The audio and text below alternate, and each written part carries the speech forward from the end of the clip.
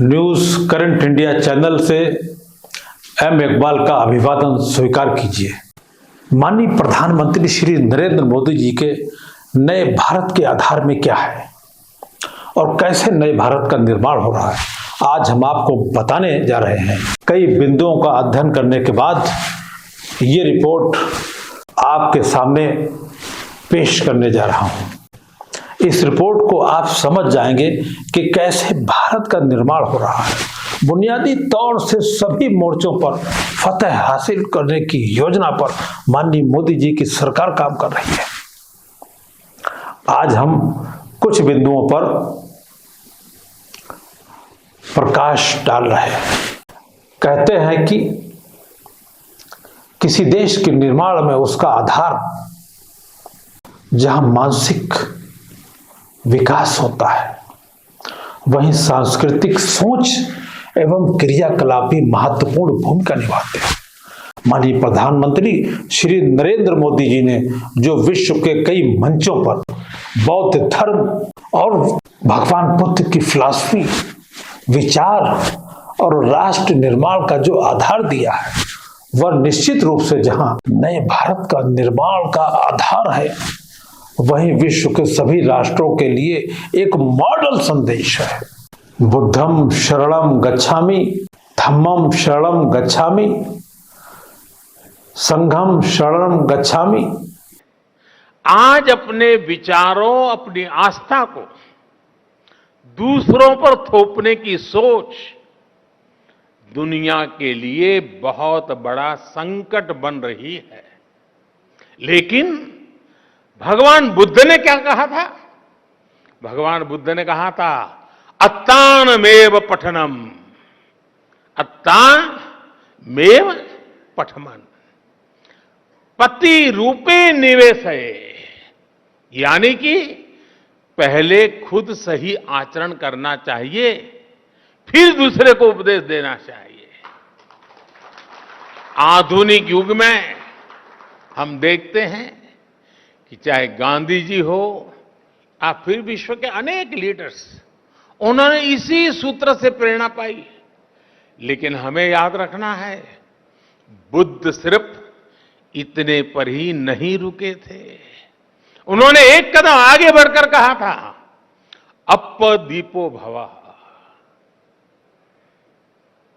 यानी ये जो आगे का वाक्य है, वही तो सबसे बड़ा आधार है, अप्पदीपो भवः। यानी अपना प्रकाश स्वयं बनो। आज अनेकों सवालों का उत्तर भगवान बुद्ध के इस उपदेश में ही समाहित है। आइए देखते हैं कि माननीय प्रधानमंत्री श्री नरेंद्र मोदी जी ने कहा है कि आधुनिक विश्व की ऐसी कोई समस्या नहीं है जिसका समाधान सैकड़ों वर्षों पहले दिए गए भगवान बुद्ध के उपदेशों में ना हो। आज दुनिया जिस युद्ध और शांति से पीड़ित है, उसका समाधान भगवान बुद्ध ने सदियों पहले दे दिया था। नई दिल्ली के अशोका होटल में आयोजित पहले वैश्विक बौद्ध शिखर सम्मेलन का उद्घाटन करने के बाद माननीय मोदी जी ने बौद्ध धर्म के विषय में पूरी दुनिया को जो संदेश दिया, वो बहुत ही महत्वपूर्ण है। माननीय मोदी जी ने कहा कि स्व से निकलकर संसार, संकुचित सोच को त्याग कर समग्रता का यह बुद्ध मंत्र ही एकमात्र रास्ता है। माननीय मोदी जी ने विशेष रूप से जोर देकर कहा कि सभी को अपने आसपास गरीबी से जूझ रहे लोगों के बारे में और साथ ही संसाधनों के अभाव में फंसे देशों के बारे में सोचना ही होगा।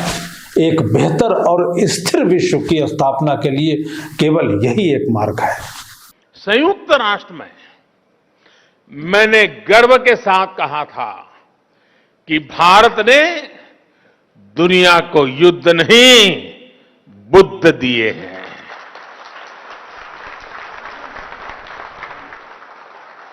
जहां बुद्ध की करुणा हो, वहां संघर्ष नहीं, समन्वय होता है। अशांति नहीं, शांति होती है। साथियों, बुद्ध का मार्ग भविष्य का मार्ग है, सस्टेनेबिलिटी का मार्ग है। अगर विश्व बुद्ध की सीखों पर चला होता तो क्लाइमेट चेंज जैसा संकट भी हमारे सामने नहीं आता। ये संकट इसलिए आया क्योंकि पिछली शताब्दी में एक देशों ने और कुछ देशों ने दूसरों के बारे में, आने वाली पीढ़ियों के बारे में सोचना ही बंद कर दिया। दशकों तक वो ये सोचते रहे कि प्रकृति से इस छेड़छाड़ का प्रभाव उनके ऊपर नहीं आएगा। वो देश इसे दूसरों के ऊपर ही डालते रहे। लेकिन भगवान बुद्ध ने धम्म पद में स्पष्ट रूप से कहा है कि जैसे बूंद बूंद पानी से घड़ा भर जाता है, वैसे ही लगातार की हुई गलतियां विनाश का कारण बन जाती है। मानवता को इस तरह सतर्क करने के बाद बुद्ध ने यह भी कहा कि अगर हम गलतियों को सुधारें, लगातार अच्छे काम करें, तो समस्याओं के समाधान भी मिलते हैं। माननीय मोदी जी ने बहुत ही महत्वपूर्ण विषय को चिन्हित करते हुए कहा कि भारत ने दुनिया को युद्ध नहीं बुद्ध दिए हैं। जहां बुद्ध की करुणा हो वहां संघर्ष नहीं समन्वय होता है, अशांति नहीं शांति होती है। भारत अपना पूरा सामर्थ्य लगाकर हर संकट के समय मानवता के साथ खड़ा होता है। आज का समय इस सदी का सबसे चुनौतीपूर्ण समय है। दो देशों में युद्ध चल रहा है, दुनिया आर्थिक अस्थिरता से गुजर रही है, आतंकवाद और मजहबी उन्माद जैसे खतरे मानवता की आत्मा पर प्रहार कर रहे हैं। जलवायु परिवर्तन जैसी चुनौती पूरी मानवता के अस्तित्व पर आफत बनकर मंडरा रही है।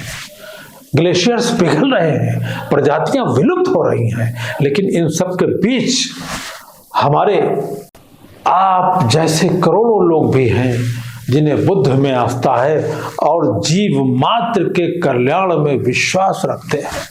माननीय मोदी जी की सरकार बुनियादी तौर पर इस बात पर विशेष तवज्जो दे रही है कि भारत गांव में बसता है और भारत का आर्थिक, सामाजिक, राजनैतिक, शैक्षिक आधार गांव से ही बनता है।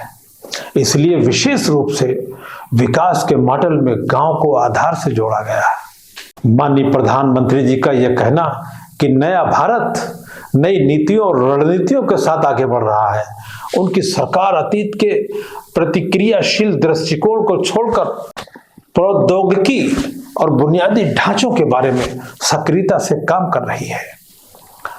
मुद्रा योजना का मजाक उड़ाने वालों को सामान्य जन की क्षमताओं का एहसास नहीं है। मुद्रा योजना के जरिए 8 करोड़ से अधिक नए उद्यमी पैदा हुए हैं। भारत की ओर पूरी दुनिया देख रही है। आत्मनिर्भर भारत अभियान गांव से लेकर शहरों तक भारत में रोजगार के करोड़ों अवसर पैदा कर रहा है। हमारे देश की प्रगति और संस्कृति का नेतृत्व हमेशा हमारे गांवों ने ही किया है। इसलिए आज देश अपनी हर नीति और हर प्रयास के केंद्र में गांवों को रखकर आगे बढ़ रहा है। एक महत्वपूर्ण मुद्दा यह है कि टैक्स पेयर का पैसा जायज तरीके से खर्च हो रहा है या नाजायज तरीके से राजनीतिक दलों पर खर्च हो रहा है। राजनीतिक दल अपना वोट बैंक बढ़ाने के लिए सरकारी खजाने का उपयोग तो नहीं कर रहे हैं।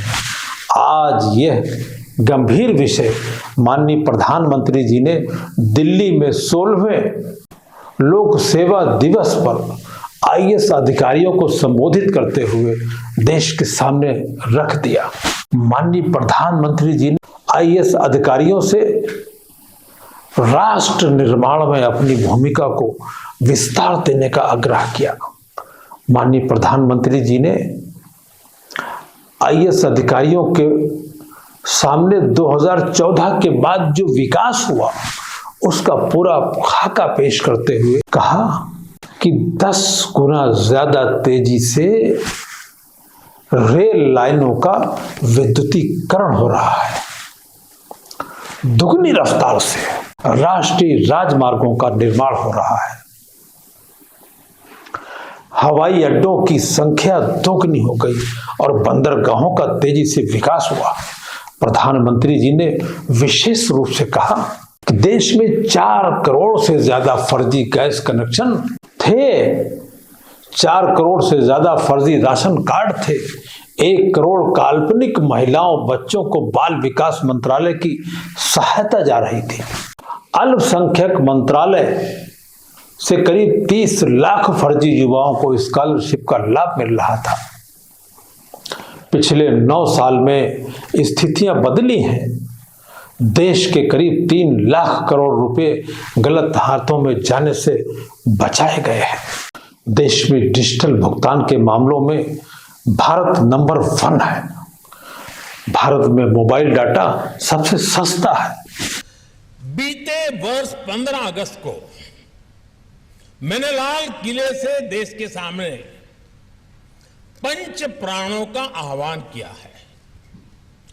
विकसित भारत के निर्माण का विराट लक्ष्य हो, गुलामी की हर सोच से मुक्ति हो, भारत की विरासत पर गर्व की भावना हो, देश की एकता एकजुटता को निरंतर सशक्त करना हो और अपने कर्तव्यों को सर्वोपरि रखना हो। इन पंच प्राणों की प्रेरणा से जो ऊर्जा निकलेगी वो हमारे देश को वो ऊंचाई देगी जिसका वो हमेशा हकदार रहा है।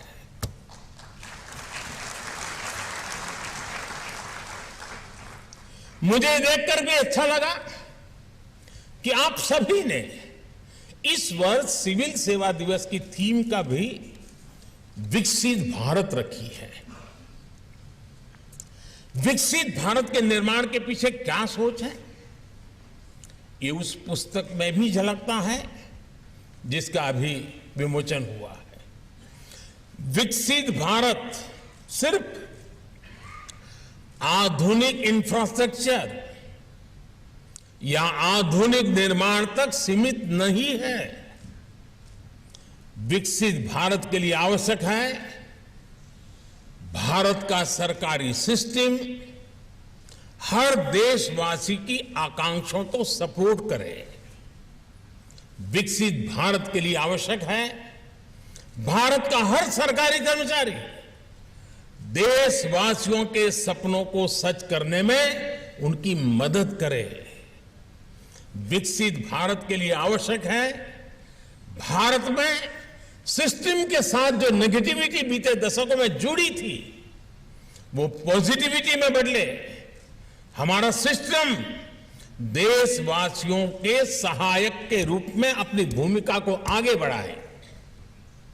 साथियों, आजादी के बाद के दशकों का हमारा अनुभव रहा है योजनाएं कितनी भी बेहतर हो, कागज पर कितना ही शानदार रोड मैप क्यों ना हो, लेकिन अगर लास्ट माइल डिलीवरी ठीक नहीं होगी तो अपेक्षित परिणाम नहीं मिलेंगे। आप भली भांति जानते हैं कि पहले के सिस्टम की ही देन थी कि देश में 4 करोड़ से ज्यादा फर्जी गैस कनेक्शन थे। ये पहले की सिस्टम की ही देन थी कि देश में 4 करोड़ से ज्यादा फर्जी राशन कार्ड थे। ये पहले की सिस्टम की ही देन थी कि देश में 1 करोड़ काल्पनिक महिलाओं और बच्चों को महिला और बाल विकास मंत्रालय की सहायता जा रही थी। ये पहले की सिस्टम ही थी और उसी की देन थी कि अल्पसंख्यक मंत्रालय करीब 30 लाख फर्जी युवाओं को स्कॉलरशिप का लाभ देता रहता था। और ये भी पहले की ही सिस्टम की देन है कि मनरेगा के तहत देश में लाखों ऐसे फर्जी अकाउंटेंट बने, लाखों ऐसे श्रमिकों के पैसे ट्रांसफर किए गए जिनका अस्तित्व ही नहीं था। आप सोचिए, जिनका कभी जन्म ही नहीं हुआ, वो सिर्फ कागजों में ही पैदा हुए, ऐसे लाखों करोड़ों फर्जी नामों की आड़ में एक बहुत बड़ा इकोसिस्टम भ्रष्टाचार में जुटा था। आज देश के प्रयासों से, आप सभी के प्रयासों से ये सिस्टम बदला। देश के करीब करीब 3 लाख करोड़ रुपए गलत हाथों में जाने से बचे हैं। आप सब इसके लिए अभिनंदन के अधिकारी हैं।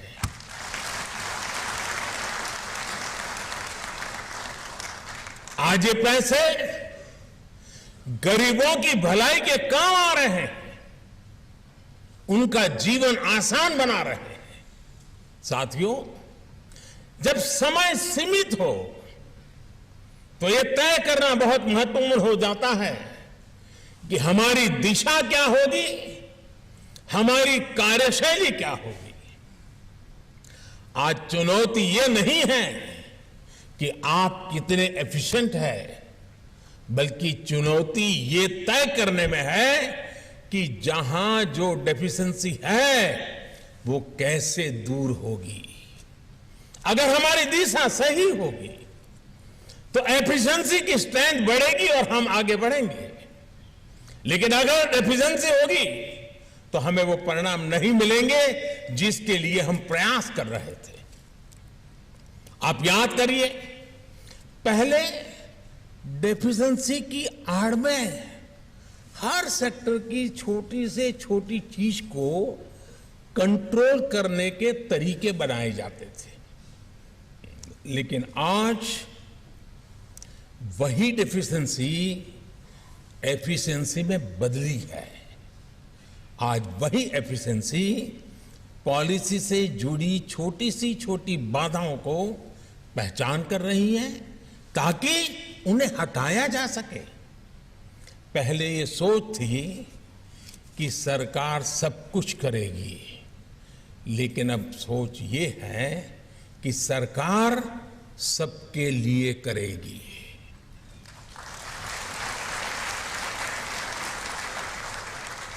अब सरकार सबके लिए काम करने की भावना के साथ टाइम और रिसोर्सेज का एफिशिएंटली उपयोग कर रही है।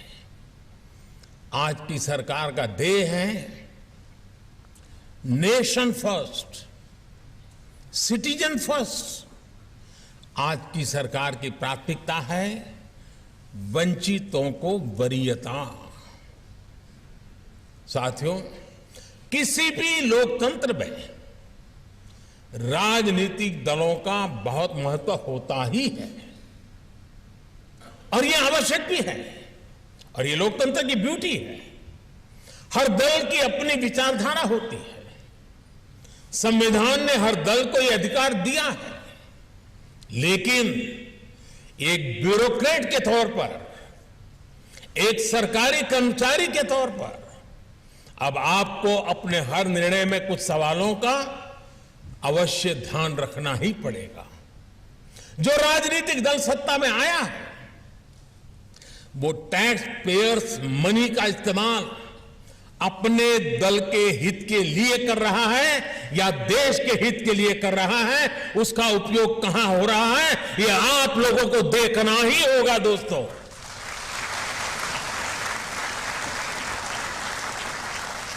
वो राजनीतिक दल अपने दल के विस्तार में सरकारी धन का उपयोग कर रहा है या फिर देश के विकास में उस पैसों का इस्तेमाल कर रहा है, वो राजनीतिक दल अपना वोट बैंक बनाने के लिए सरकारी धन लुटा रहा है या फिर सभी का जीवन आसान बनाने के लिए काम कर रहा है। वो राजनीतिक दल सरकारी पैसे से अपना प्रचार कर रहा है या फिर ईमानदारी से लोगों को जागरूक कर रहा है। वो राजनीतिक दल अपने कार्यकर्ताओं को ही विभिन्न संस्थाओं में नियुक्त कर रहा है या फिर सबको पारदर्शी रूप से नौकरी में आने का अवसर दे रहा है। वो राजनीतिक दल नीतियों में इसलिए तो फेरबदल नहीं कर रहा ताकि उसकी आकाओं की काली कमाई के नए रास्ते बने। आप अपने हर फैसले से पहले इन सवालों के बारे में जरूर सोचें। सरदार पटेल जिस ब्यूरोक्रेसी को स्टील फ्रेम ऑफ इंडिया कहा करते थे, उसी ब्यूरोक्रेसी को उनकी अपेक्षाओं पर भी खरा उतरना है, क्योंकि अब अगर ब्यूरोक्रेसी से चूक हुई तो देश का धन लूट जाएगा, टैक्स पेयर्स मनी तबाह हो जाएगा, देश के युवाओं के सपने चकनाचूर हो जाएंगे। किसी भी देश को तबाह और बर्बाद करने के लिए नशे की बहुत अहम भूमिका होती है। पूरी दुनिया में नशे के कारोबार सत्ता को बनाने और बिगाड़ने में अहम भूमिका अदा करते हैं। यही कारण है कि आर्थिक, सामाजिक, राजनीतिक, शैक्षिक, व्यावसायिक, मनोरंजन आदि के क्षेत्रों में नशे की दुनिया के धन बल, जन बल की काली ताकत कहीं ना कहीं निश्चित रूप से काम करती है। माननीय मोदी जी की सरकार ने इस सच को गहराई से जान लिया है और नशे का कारोबार जहां नौजवान नस्ल को तबाह कर रहा है, वहीं अपराधी तत्वों को संरक्षण भी देता है, साथ ही विकास के मार्ग को अवरुद्ध करता है। और सबसे विशेष बात यह है कि सत्ता के समानांतर पर्दे के पीछे एक दूसरी सत्ता भी विध्वंसक कार्रवाइयों को चलाती है। इसलिए नौजवान नस्ल को बचाने के लिए, देश के उज्जवल भविष्य के लिए नशे के कारोबार को खत्म करना प्रथम कार्यों में से एक है। आइए देखते हैं कि देश के गृह मंत्री माननीय अमित शाह जी नशे के खिलाफ क्या कह रहे हैं। देश के प्रधानमंत्री जी ने भारत सरकार और समग्र देश के सामने कुछ लक्ष्य तय करने का आह्वान किया था कि आजादी के अमृत महोत्सव के वर्ष में कुछ लक्ष्य तय किए जाए कि जब आजादी की शताब्दी मनाई जाएगी 2047 में, तब देश इस क्षेत्र में कहां पर खड़ा होगा। जब गृह मंत्रालय के सामने लक्ष्य तय करने का प्रश्न आया, तब ढेर सारी चीजों पर हमने फैसले भी किए, क्योंकि गृह मंत्रालय का काम और व्याप एकदम बृहद है।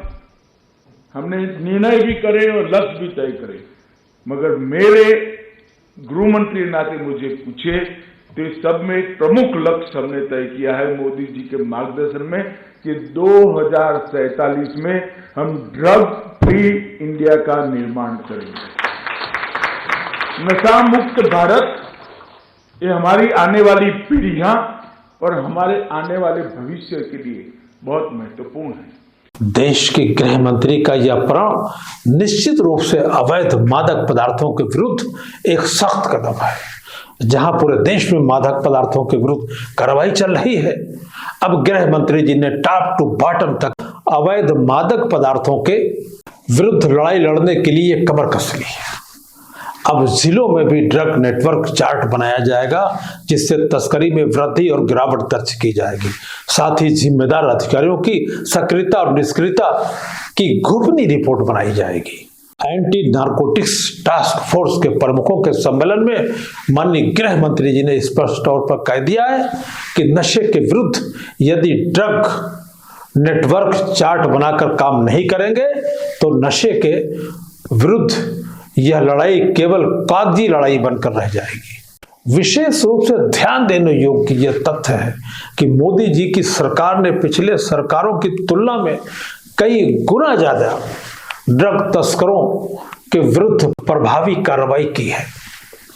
मोदी जी के कार्यकाल में 2014 से 2022 तक कुल मामले 3544 पर कार्रवाई हुई, यानी 3544 लोगों पर कार्रवाई हुई और 5408 तस्करों की गिरफ्तारी हुई और खास बात यह है कि 3,73,495 किलोग्राम ड्रग्स जब्त किया गया, जिसकी कीमत करीब 15,876 करोड़ रुपए बताई जा रही है। यहां ध्यान देने योग्य ये बात भी है कि मोदी जी की सरकार से पूर्व 2006 से 2013 तक कुल मामले 1257 थे, कुल गिरफ्तारी 1363 और ड्रग्स 1,52,206 किलोग्राम था, जिसकी कीमत करीब 5,933 करोड़ रुपए बताई गई थी। सरकार की सख्ती से अब लगता है कि जल्द ही भारत नशा मुक्त होगा और भारत से नशा तस्करों का सफाया हो जाएगा। अब वो दिन दूर नहीं है कि माननीय गृह मंत्री के दिशा निर्देश में भारत नशा मुक्त हो जाएगा।